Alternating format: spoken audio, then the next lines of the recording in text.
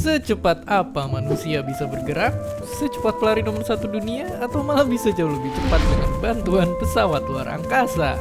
Tapi mau secepat apapun manusia bisa bergerak, nyatanya kita nggak akan pernah bisa mengalahkan yang satu ini, sang pelari tercepat di alam semesta, cahaya.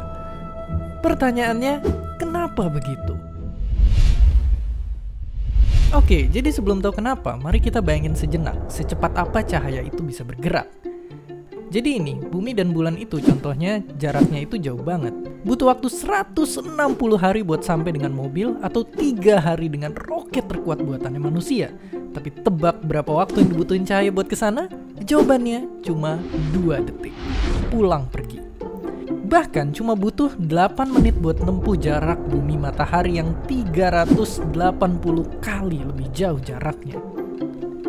Nah, cahaya bisa secepat itu karena singkatnya wujudnya itu adalah sebuah benda nggak bermassa yang bernama dengan foton. Inilah rahasia kenapa cahaya itu nggak usah repot-repot buat bisa bergerak secepat itu. Dan nggak kayak cahaya dan beberapa benda teoritis lainnya, benda-benda lain di dunia ini sayangnya memiliki massa. Sehingga kalau mau bergerak secepat cahaya, mereka akan butuhin energi yang tak terhingga besarnya alias nggak mungkin. Oke, tapi terjadinya kalau suatu hari kita bisa nemuin teknologi yang bikin kita bisa bergerak hampir secepat cahaya. Apa yang akan terjadi? Singkatnya, menurut teori cetusan sang ilmuwan terkemuka Albert Einstein, waktu akan jauh-jauh melambat bagi kita, atau bahasa kerennya dilatasi waktu. Bayangkan kalau kita bisa berpergian dengan mendekati kecepatan cahaya ke bintang terdekat ini. Kita hanya akan butuh waktu yang begitu singkat dibandingin waktu yang dialamin sama orang bumi selama 4 tahun.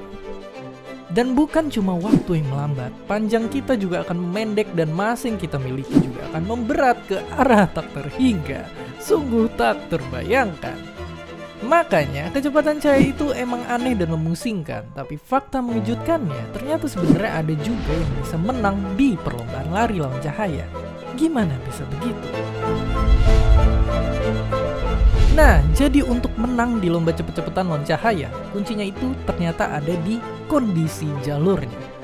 Alias, kecepatan puncak dari cahaya itu berlaku ketika di ruang hampa, dan beda untuk di medium lain. Bahkan contohnya di medium air, cahaya itu masih kalah cepat sama objek bernama aneh ini. Dan meskipun sejak dulu udah ada kesepakatan di antara ilmuwan kalau cahaya adalah yang tercepat, hal itu nggak bikin kita berhenti nyari tahu.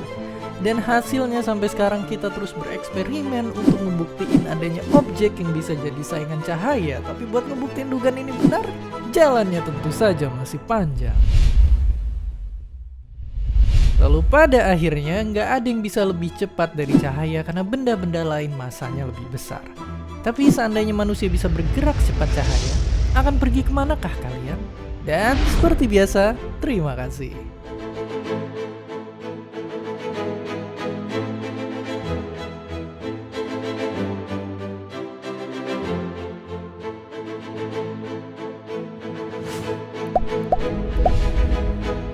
Terima kasih udah nonton Kok Bisa? Punya pertanyaan lagi? Tulis aja di kolom komentar di bawah.